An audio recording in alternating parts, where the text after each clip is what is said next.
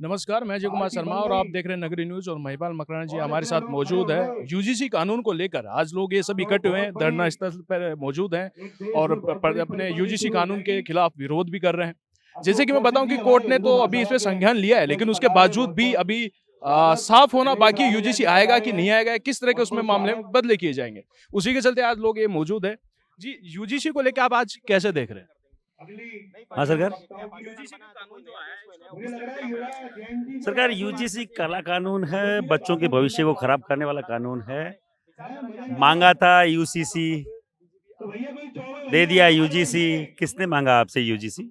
UCC मांग रहे थे ना, समान नागरिक संहिता मांग रहे थे। पूरे देश में सभी के लिए एक अधिकार हो, एक कानून हो, ये मांग रहे थे। उत्तराखंड में लागू लागू भी किया। 2012-13 में अपने के खुद के मैनिफेस्टो में सबसे ऊपर रखा, यूसीसी लेके आएंगे। कहाँ गए वो लोग? किसने मांगा यूजीसी? हमारे बच्चों के भविष्य खराब कर दोगे। क्यों इस तरीके के एक्ट लगवा रहे हो? क्यों इस तरीके का काला कानून ला रहे हो? जो बनाने वाले लोग हैं उनके बच्चों का भविष्य तुम खराब कर दोगे एक एप्लीकेशन लगा के, पहले दिन से अपराधी घोषित करोगे। हम ही हैं गांव के सबसे मूर्ख आदमी जो आपकी हर बात मान लेंगे।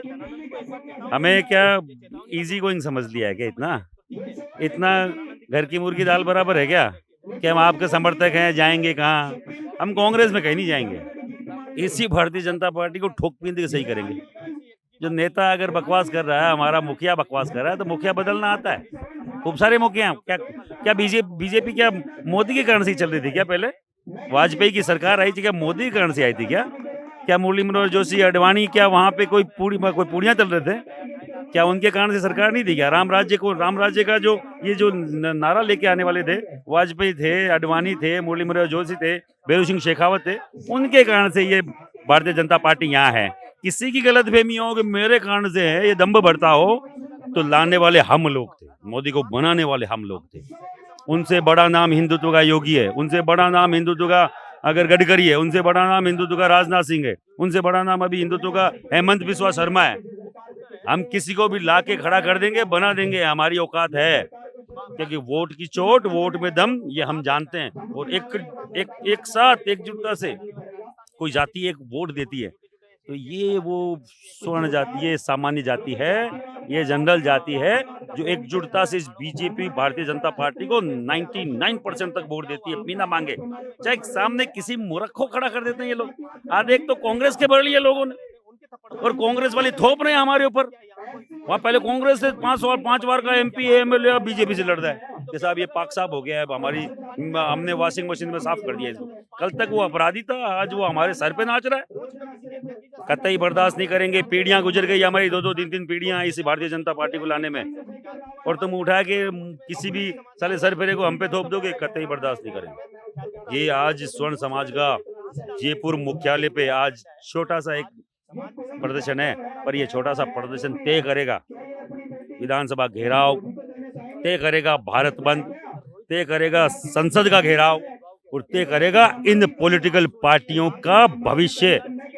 2028 तक सरकार नहीं चलेगी, चुटकियों में गिर जाएगी। किसी की गलतफहमी होगी स्वर्ण के बिना सरकार चल जाए।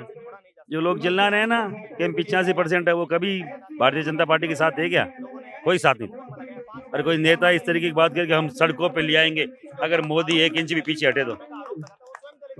तुम सड़कों पे आ रहे हो ना सालों से, बिगाड़ क्या लिया इस भारतीय जनता पार्टी का? क्योंकि हम साथ थे। जब हम हट जाएंगे तो सड़कों पे आने की जरूरत ही नहीं पड़ेगी, धड़ाम हो जाएगी। और हम किसी जाति को टारगेट नहीं करते, हम सरकार से लड़ रहे हैं भैया। हम कौन से एससी से लड़ रहे हैं या कौन से एसटी से लड़ रहे हैं? कहीं से नहीं लड़ रहे हम। किसी जाति से हमारी लड़ाई नहीं है। हमारी लड़ाई है हमारी पार्टी से, जो हमारी होके हमारी खिलाफत कर रही है, हमारे खिलाफ काले कानून लेके आ रही है। किसी भी हद तक जाना पड़े, आज तय करके उठेंगे। आने वाले आपके नगर पालिका के चुनाव में, नगर निगम, नगर निकाय के चुनाव में, पंच सरपंच के चुनाव में, पंचायती राज के चुनाव में, हम लोग इस भारतीय जनता पार्टी को तब तक सहयोग नहीं करेंगे, तब तक वोट नहीं करेंगे, जब तक यूजीसी बिल वापस नहीं होता। आज तय होगा। आज सब हाथ उठा के शपथ लेंगे, राम की, परशुराम की, महाराजा अग्रसेन जी की, और तय होगा। अच्छा, मैं पूछूं कि जो भारतीय जनता पार्टी एक हिंदुत्व की बात करती है, जो भारतीय जनता पार्टी एक हिंदुत्व की बात करती है, वो इस तरह का कानून लाके क्या साबित करना चाह रही है? यही तो हमारे समझ में नहीं आ रहा भाई, ये साबित क्या करना चाहते हो? क्या साबित करना चाह रहे हो? हमें सल्टाना चाह रहे हो क्या? हिंदू तो हम हिंदू नहीं है क्या? हिंदुत्व की आत्मा कहीं बसती है तो सामान्य जाति में बसती है, क्योंकि दूसरी जातियों के लोग कब राम को गाली निकाल दे, कब धर्म को गाली निकाल दे, उनका कोई भरोसा नहीं। हमने राम के लिए, राम के मंदिर के लिए एक एक रुपया घर से इकट्ठा करके करोड़ों अरबों रुपए इकट्ठा करके सरकार को दिया है। सरकार ने अपने पैसे से मंदिर नहीं बनवाया। उस बाबरी ढांचे को गिराने के लिए कार सेवक गए तो लाखों की संख्या में गोलियां चली, कई मरे, शहीद हुए, तब जाके वो वहां मंदिर खड़ा हुआ है। और उसी राम के नाम पे सरकार आई है। मैं पूछना चाह रहा हूँ आपके चैनल के माध्यम से, अमित शाह जी गए क्या आज तक राम मंदिर? वो हिंदुत्व की बात करते हैं, सीधा हर दिन राम के नाम का खाते हैं और उल्लू बनाते हैं। गए क्या अमित शाह जी? गूगल कर लो, कभी नहीं गए। न नींव रखी तब गए, न उद्घाटन हुआ तब गए, अभी ध्वजारोहण हुआ तब भी नहीं गए ही नहीं। कि राम को पसंद करते नहीं, राम का खाना पसंद करते हैं, राम को पसंद नहीं करते। और जो राम से लड़ा है, वो जो राम के खिलाफ है, वो आज नहीं कल नहीं परसों उसका जाना तय है। कोई माई का लाल उसको नहीं बचा सकता। वाजपेयी जी ने कहा था कि भारतीय जनता पार्टी से लड़ सकते हो, कांग्रेस वालों, तो राम से मत लड़ो।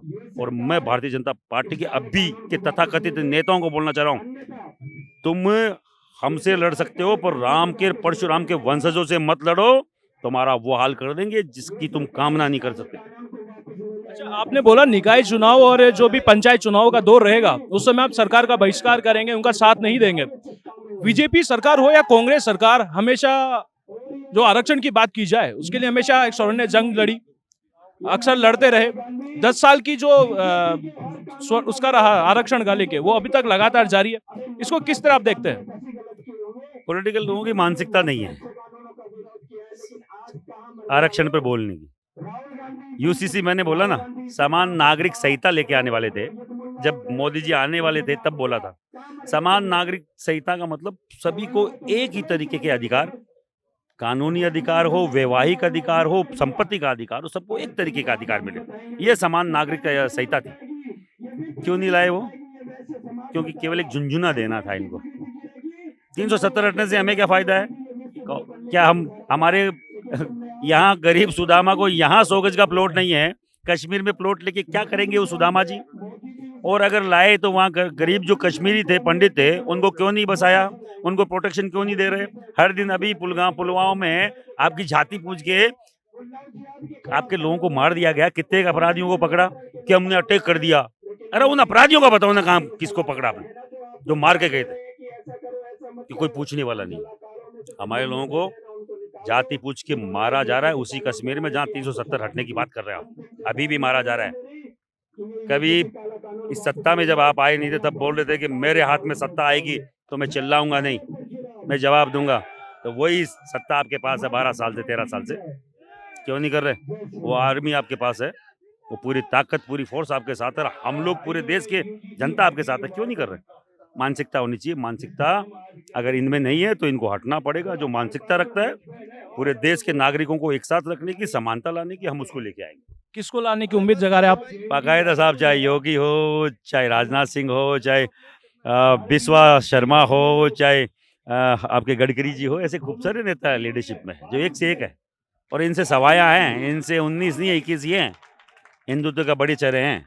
हम उसको ले आएंगे। हेमंत बिस्वा शर्मा क्या कम है क्या? आप बताओ मुझे, क्या योगी जी कम है क्या? बहुत जबरदस्त है, एक से एक है सरकार।